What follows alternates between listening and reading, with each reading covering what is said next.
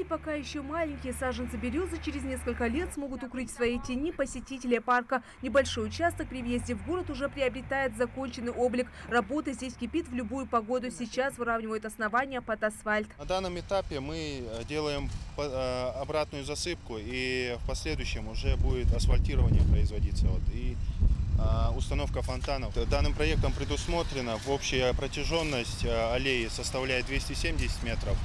Из них 20 скамеек, сидячих мест. И в данном проекте предусмотрено 2 фонтана. Словом, эта аллея должна стать одним из самых красивых уголков Сунжа. Перед началом работ строители расчистили прилегающую территорию и перенесли все коммуникации, чтобы в ходе дальнейших работ не опасаться, что какие-то провода или трубы будут повреждены. На сегодняшний день работы по аллее выполнены наполовину. Здесь, когда мы начали работать, здесь проходило где-то 3 линии электропередач. Как вы видите, сейчас это одна линия и натянутые сиповские провода. Здесь проходил газопровод. Его тоже мы перенесли аккуратно, его с забора пустили. Сама идея разбить аллею у местных властей появилась сразу после присвоения Сунжи статуса города. Открытие сквера планируют приурочить 25-летию региона. Проект включает в себя лишь 300 метров, а в будущем парк значительно расширят. Около 2 километров будет этот сквер. Мы с расчетом, что вот за лицеем там большой участок земли, там все будет застраиваться многоквартирными домами.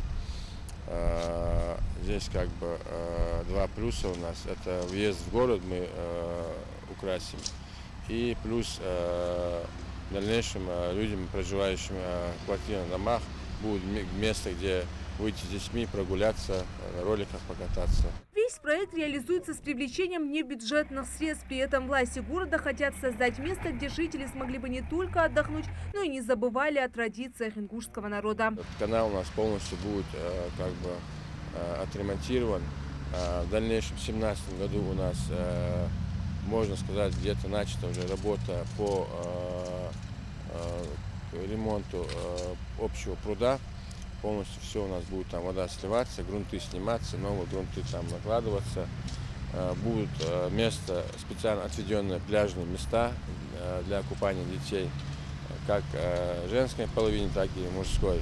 Ну и ингушский дворик там будет, где люди смогут там питаться, и летние кафешки. Новые дороги, водопровод, а теперь и сквер. Горожане таким позитивным переменам не нарадуются. Больше всех открытия парка ждет коллектив Сунжинского лицея, ведь он разбит прямо перед их местом работы. Облик города меняется в лучшую сторону, мы это видим. Вот смотрите, идут эти работы.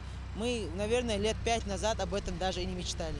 Поэтому нам очень радостно, и мы рады, что так вот эта задумка есть. Впрочем, ждать осталось совсем недолго. Со дня на день тут установят фонтаны, фонари, расставят скамейки и высадят все цветы на клумбах. Передаю Вершоева, Рахман Суров, Новости 24.